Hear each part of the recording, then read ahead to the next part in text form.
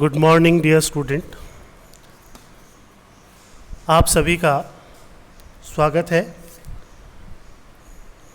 अपने BCom part second EFM paper first में ratio analysis chapter में अनुपातों की सहायता से अज्ञात संख्याओं को ज्ञात करने की सीरीज चल रही है और इस सीरीज़ में सूत्रों का किस तरह से उपयोग किया जाता है और किस तरह से अज्ञात राशियां ज्ञात की जाती है उनका परफेक्शन करने के लिए यह टॉपिक बहुत इम्पॉर्टेंट है। इससे न केवल सूत्र याद किए जा सकते हैं बल्कि सूत्र का उपयोग भी पता लगता है। सूत्र के जो कंपोनेंट्स हैं उनके बारे में भी अपने को बहुत अच्छे से जानकारी मिलती है।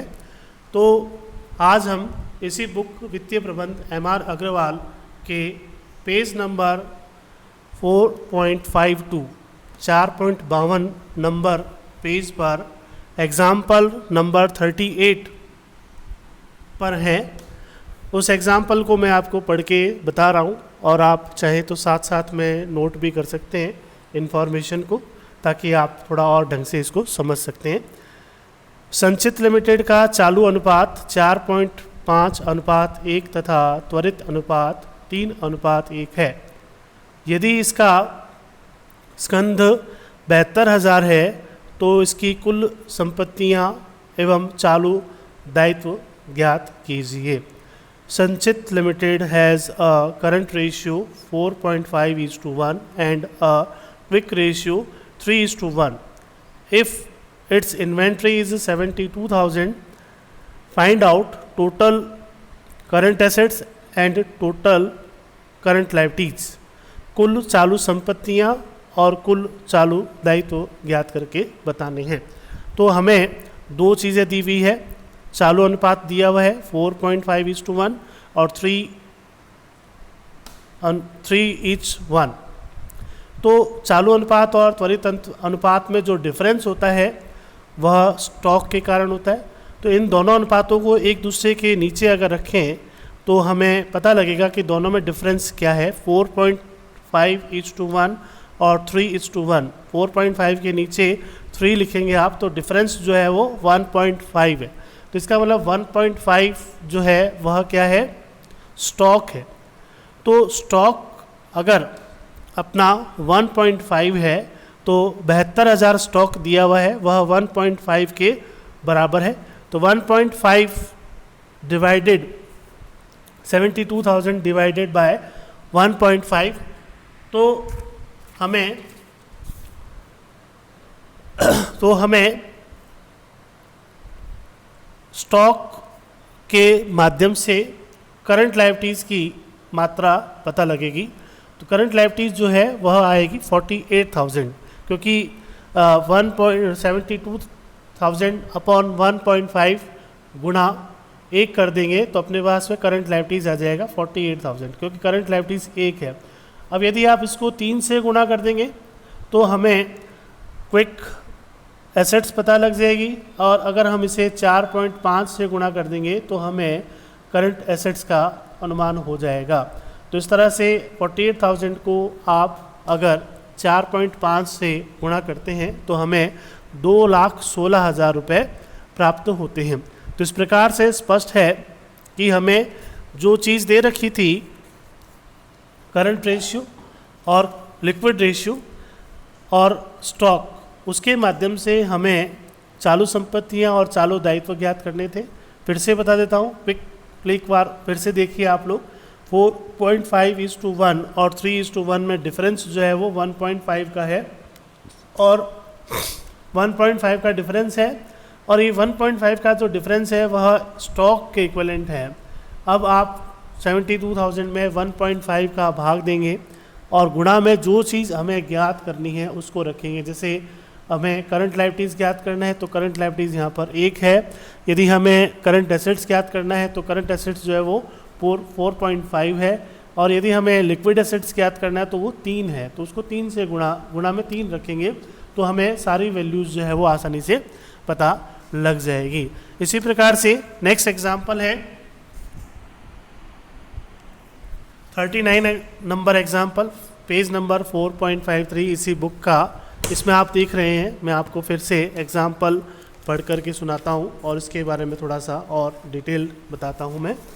जैसे एक संस्था की शुद्ध परिचालन से आय 1 लाख रुपए है, तो नेट रेवेन्यू फ्रॉम ऑपरेशन जो है वो 1 लाख रुपए। यदि स्कंद आवर्त 4 गुना हो तो वर्ष के अंत में स्कंद की राशि ज्ञात कीजिए।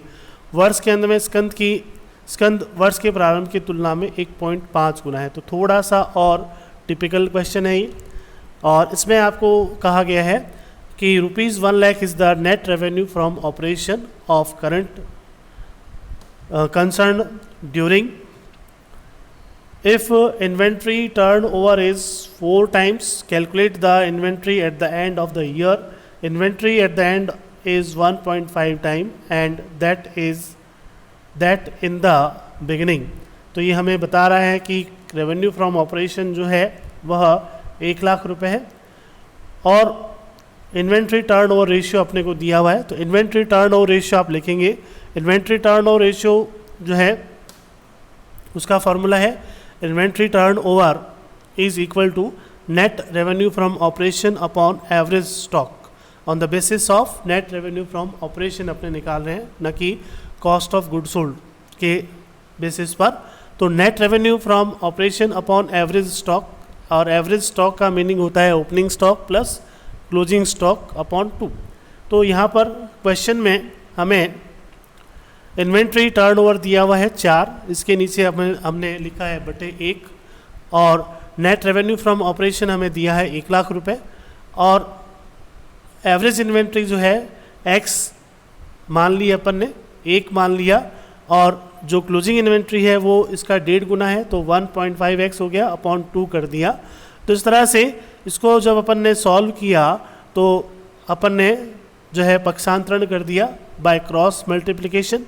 x plus 1.5x upon 2 is equal to 1 lakh, और इसको जो है फिर अपन ने आगे देखा, इसको गुणा किया तो 2x plus 3x is equal to 1 lakh. दोनों को जोड़ा तो हो गया 5x is equal to 1 lakh, और x में अपन ने जो है x निकालने के लिए अपने को 5 का भाग दिया तो हमें जो है 20,000 प्राप्त हुआ। 1 लाख में 5 का भाग दिया तो 20,000। तो stock at the end, stock at the beginning जो कि अपनी x वैल्यू है वह 20,000 है, और x stock at the beginning इसका 1.5 टाइम है, तो 1.5 से गुणा करेंगे तो एट द एंड 30,000 आएगा। तो इस प्रकार से हम देखते हैं कि कितनी आसानी से ओपनिंग स्टॉक और क्लोजिंग स्टॉक अपन ने ज्ञात कर लिया है, बशर्ते यदि अपने पास जो है वह फॉर्मूले होते हैं। तो फॉर्मूलों का होना आवश्यक है, इसके बिना हम जो है प्रश्न को हल नहीं कर सकते हैं। तो फॉर्मूले इस तरह से हैं, जैसा कि मैंने बताया inventory turnover is equal to net revenue from operation upon average stock, और इसका क्रॉस मल्टीप्लिकेशन किया तो हमें ये वैल्यूज़ जो मिली है और उसके आधार पर हमने जो है यह इसको सॉल्व करने का प्रयास किया है। और ये जो है 2x प्लस 3x जो है वह एलसीएम के थ्रू आया है। एलसीएम लेंगे आप, एलसीएम आएगा 2 में आप x का x जो है वो आएगा कितना आपका 2x हो गया, और वो 1.5 जो है उसका भी दुगना हो गया 3x हो जाएगा। तो इस प्रकार से हम जो है इसको सॉल्व करके आसानी से ज्ञात कर सकते हैं। इस तरह से एक और एग्जाम्पल है, अगला 40 नंबर एग्जाम्पल है। इस 40 नंबर एग्जाम्पल में बताया कि एक कंपनी के अंशधारियों की क्षमता 2 लाख रुपए है। कुल संपत्तियां अंशधारियों की क्षमता का 60% है, जबकि संपत्ति आवर्त 4 है। यदि कंपनी का स्कंद आवर्त 6 हो तो स्कंद की मात्रा ज्ञात कीजिए। थोड़ा सा और हमें टिपिकल प्रॉब्लम देखने को मिल रही है। इसमें बताया गया है a company has the shareholders equity ₹2 lakh, total assets are 60% of shareholders equity, while the assets turnover is 4 times. It is if the company has inventory turnover of 6, determine the amount of inventory. amount of inventory ज्ञात करके बताना है। तो given हमें जो है वह है इक्विटी शेयर होल्डर्स फंड है, और 60% जो है वो आपका टोटल एसेट्स है, और जो एसेट्स टर्नओवर है वो 4 टाइम्स है, और जो स्टॉक टर्नओवर रेशियो है वह 6 टाइम है। ये 4 चीज़ें हमें दी हुई है। तो टोटल एसेट्स का 60% जो है शेयर होल्डर्स इक्विटी का 60% टोटल एसेट्स है। शेयर होल्डर्स इक्विटी है 2 लाख, इसका 60% 1,20,000। जैसे कि आप आगामी स्लाइड में देख रहे हैं इसका सॉल्यूशन कि 1,20,000 जो है वो आपका टोटल एसेट्स हो गया। अब आप एसेट्स टर्नओवर रेशियो लिखते हैं।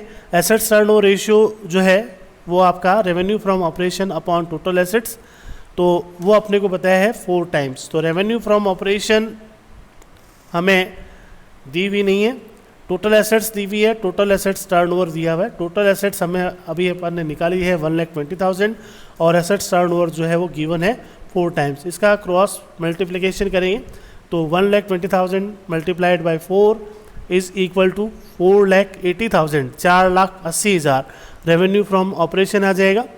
और इसी के आधार पर आप इन्वेंट्री टर्नओवर रेशियो जो कि आपको पता है वह देखेंगे। इन्वेंट्री टर्नओवर रेशियो है revenue from operation upon inventory, और इन्वेंट्री टर्नओवर दिया हुआ है अपने को 6, और रेवेन्यू फ्रॉम ऑपरेशन जो कि अभी अपन ने निकाली है 4,80,000 बटे इन्वेंट्री। इसका भी आप जो है क्रॉस मल्टीप्लिकेशन करते हैं तो 6 जो है वो डिवाइड में आ जाएगा और इन्वेंट्री उस तरफ चला जाएगा। तो inventory is equal to 4,80,000 upon 6 is equal to 80,000। तो इन्वेंट्री वैल्यू जो है वह 80,000 है। तो इस प्रकार से आप बहुत ही आसानी से सूत्रों के माध्यम से मिसिंग वैल्यू जो है वह ज्ञात कर सकते हैं, बशर्ते आप जो है सूत्र में परफेक्ट हो। मैथ में थोड़ा सा आप जो है गुणा भाग करना यदि अच्छे से जानते हैं तो आप आसानी से किसी भी समस्या को सॉल्व कर सकते हैं। और आशा है कि इस वीडियो में आपने जो है वो इस चीज़ों को बहुत सावधानी से सीखा और देखा। पिछले वीडियोस में अपन ने करंट एसेट्स के वेरियस कंपोनेंट्स हैं उनको कैसे निकाला जाता है, लिक्विड एसेट्स है, करंट एसेट्स है, उन रेशियोज़ को अपन ने बहुत अच्छे से देखा था। अब जो सीरीज चल रही है उसमें आप जो है स्टॉक को किस प्रकार से फाइंड आउट करते हैं, स्टॉक टर्नओवर रेशियो और उसके अलावा जो टर्नओवर रेशियोज़ हैं उनको आप जो है समझने का प्रयास कर रहे हैं। और आगे आने वाले वीडियोज़ में इसी प्रकार की और महत्वपूर्ण जानकारियाँ आपको दी जाएंगी ताकि आप जो है इन प्रश्नों को, संबंधित प्रश्नों को आसानी से हल कर सकें और इसके बारे में थोड़ा सा और डेप्थ नॉलेज ले सकें। यदि आपको किसी प्रकार का कोई क्वेरी है, कोई कुछ चीज़ पूछना चाहते हैं तो आप मेरे व्हाट्सएप नंबर या मेरे जो भी मेल है उस पर आप मेल कर सकते हैं, डायरेक्ट कमेंट कर सकते हैं। कोई चीज़ आप पूछना चाहें तो आप जानकारी लेना चाहें तो आपका स्वागत है और मुझे भी बहुत अच्छा लगेगा। और आप ज़्यादा से ज़्यादा इसको देखें और सीखने का प्रयास करें, यही उद्देश्य है। इसी उद्देश्य के साथ ये वीडियोस बनाए जा रहे हैं, तो प्लीज़ जो है आप लोग इसको ज़रूर देखें और कोई भी क्वेरी हो तो उस क्वेरी को पूछें कमेंट सेक्शन में, आप उसके बारे में कमेंट करें और आगे और भी सुधार करके आपके सामने मैं प्रस्तुत होऊंगा। आज के लिए इतना ही, धन्यवाद।